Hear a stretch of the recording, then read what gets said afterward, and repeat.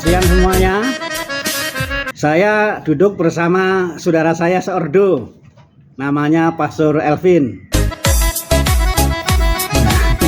Pastor Elvin ini setelah ditahbiskan belajar spiritualitas, dan belajarnya itu di Universitas Gregoriana Roma.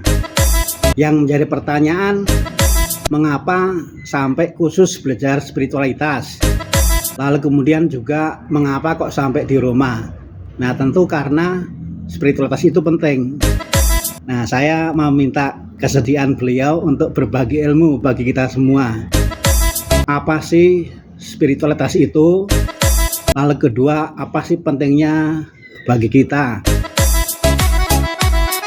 Entah dalam hal menjalani kegiatan di gereja maupun juga di dalam menjalani hidup sehari-hari. Silakan Pastor Elvin.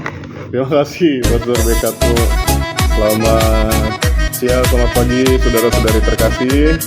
Jadi spiritualitas itu penting karena kita manusia itu terdiri dari jiwa dan juga tubuh ya. Jiwa dan roh itu satu bagian. Namanya bagian kebatinan, bagian rohani.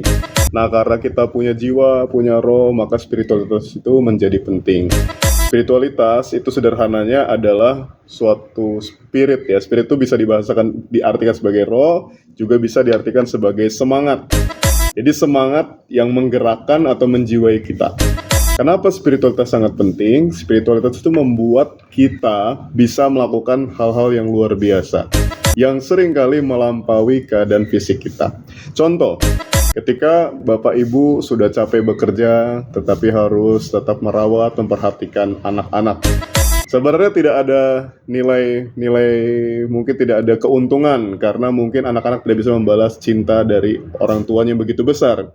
Tetapi di tengah kesulitan, di tengah kesibukan, sudah capek bekerja, tapi orang tua tetap bisa mengasihi anak-anak.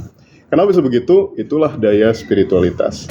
Spiritualitas menggerakkan kita untuk mengasihi lebih sungguh, untuk bekerja, melayani dengan penuh ketekunan begitu ya, dengan sepenuh hati, meskipun tidak ada keuntungannya. Jadi spiritualitas itu membuat hal-hal yang tidak mungkin menjadi mungkin. Gitu. Kalau ini Pastor Elvin, spiritualitas Kristiani. Ya. Nah, bagaimana kita dapat menimba itu? Spiritualitas Kristiani tentu saja berasal dari Allah Tritunggal Maha Kudus.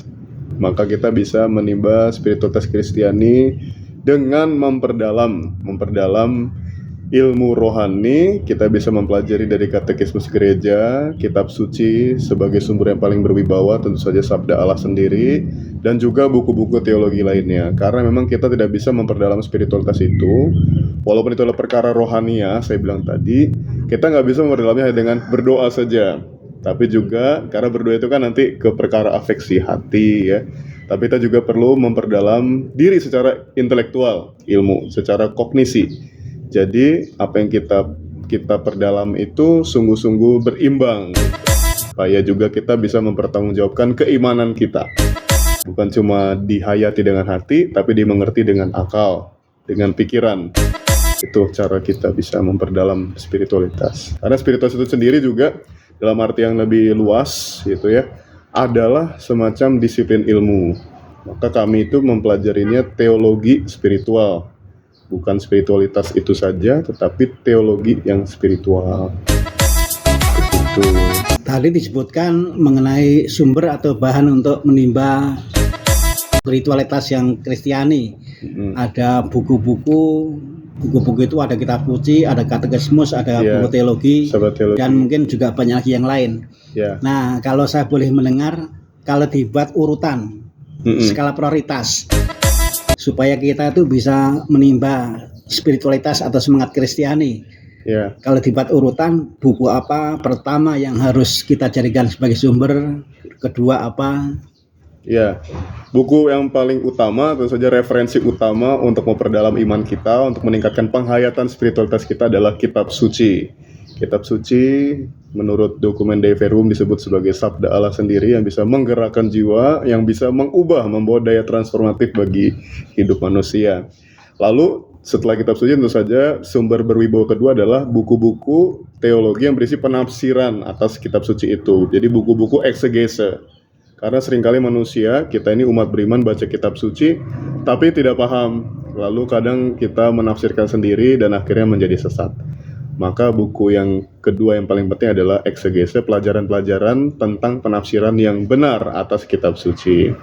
Lalu yang ketiga, buku-buku teologi yang lain yang tidak persis berhubungan dengan kitab suci tetapi membahas hal lain. Misalnya teologi keluarga, teologi pastoral, begitu ya. Mungkin ada kutipan-kutipan kitab suci tapi tidak persis membahas tentang suatu perikop kitab suci tertentu, seperti halnya buku-buku eksegese. Eksegese itu artinya buku tafsir kitab suci gitu. Lalu baru yang sumber-sumber lain. Kita bisa baca katekismus, juga ada kitab hukum kanonik bagi yang ingin tahu begitu, tapi itu semua kan hanya memperkaya kita saja. Intinya kalau kita bicara dalam konteks spiritualitas, tentu saja yang harus kita renungkan sungguh-sungguh adalah kitab suci itu sendiri dan penafsiran-penafsiran atasnya. Ya. Jadi sebenarnya nomor satu adalah kitab suci. Iya.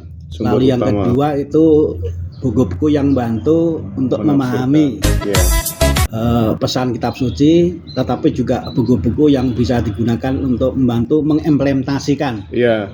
Entah itu kaitan dengan keluarga dan seterusnya. Terima kasih Pastor Elvin. Terima kasih. Ini ilmu yang penting yang bahkan didapat oleh Pastor Elvin di tempat yang jauh di Roma, dan itu berapa lama belajar di sana Pastor Elvin? 2 tahun saja. 2 tahun. Kejar cepat. Karena Pastor Elvin ini memang terkenal pinternya. Saya pernah satu rumah ketika di Cimahi. Memang pintar. Lalu kemudian kita berterima kasih karena sudah mendapatkan ilmu yang penting, spiritualitas. Apa itu, lalu kemudian pentingnya apa, lalu kita bisa mendapatkan itu dari membaca apa. Terima kasih, Terima kasih.